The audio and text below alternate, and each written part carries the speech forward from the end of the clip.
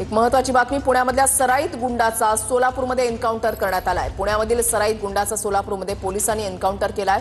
सोलापूरमधल्या लांबोटी जवळ पुणे गुन्हे शाखेने ही कारवाई केली आहे। शाहरुख उर्फ अट्टी रहीम शेख, वय वर्ष 23 असे या सराईत गुंडाचं नाव आहे। शाहरुख उर्फ अट्टी शेख याच्यावर पुणे पोलिसात अनेक गुन्हे दाखल आहेत। काही दिवसांपासून तो सोलापुरातल्या लांबोटी गावाजवळ लपल्याची माहिती पोलिसांना मिळाली होती। त्याला अटक करण्यासाठी पुणे गुन्हे शाखेचं पथक मध्यरात्री लांबोटी इथे आलेलं होतं। सागर सुरवसे आमचे प्रतिनिधी या संदर्भातली अधिक माहिती देतील। सागर, विषयाने आपण पाहिलं की खरं तर पुण्यातील हा आरोपी जो आहे तो या ठिकाणी सोलापूर जिल्ह्यातल्या मोहोळ तालुक्यातल्या लांबोटी या ठिकाणी त्याच्या एका नातेवाईकांकडे वास्तव्यास होता। खरं तर पुणे पोलिसांना तो गेल्या अनेक दिवसांपासून हवा होता। त्याच्यावरती वेगवेगळ्या पद्धतीच्या गुन्हे जे आहेत ते पुण्यामध्ये दाखल आहेत। त्याचबरोबर तो मुख्यातला आरोपी असल्याची देखील माहिती जी आहे प्राथमिक ती या ठिकाणी आपल्याला मिळते आणि तो गेल्या अनेक दिवसांपासून लांबोटी इथल्या चंदननगरमध्ये आपल्या नातेवाईकांकडे राहत असल्याची प्राथमिक माहिती आहे आणि त्याला पकडण्यासाठी काही पुणे पोलिसांचे गुन्हे शाखेचे जे पथक आहे ते या ठिकाणी लांबोटीमध्ये काल रात्रीच्या सुमारास दाखल झालेलं होतं।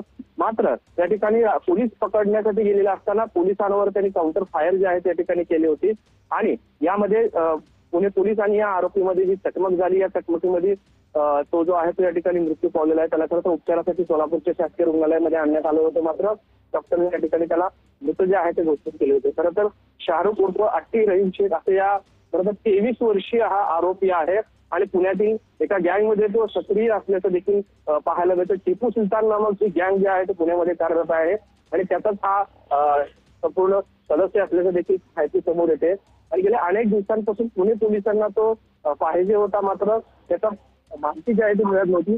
अखेर सोलापुरातल्या लांबोटीमध्ये तो वास्तव्यास असल्याची माहिती मिळाल्यानंतर त्या ठिकाणी काल पुणे पोलिसातल्या गुन्हे शाखेचं पथक जे आहे ते लांबोटी गावामध्ये दाखल झालेलं होतं आणि त्याला अटक करण्यासाठी या ठिकाणी गेले असताना हा सर्व प्रकार जो आहे तो समोर आहे तो पाहायला मिळतोय। नक्कीच धन्यवाद सागर दिलेल्या सविस्तर माहितीसाठी।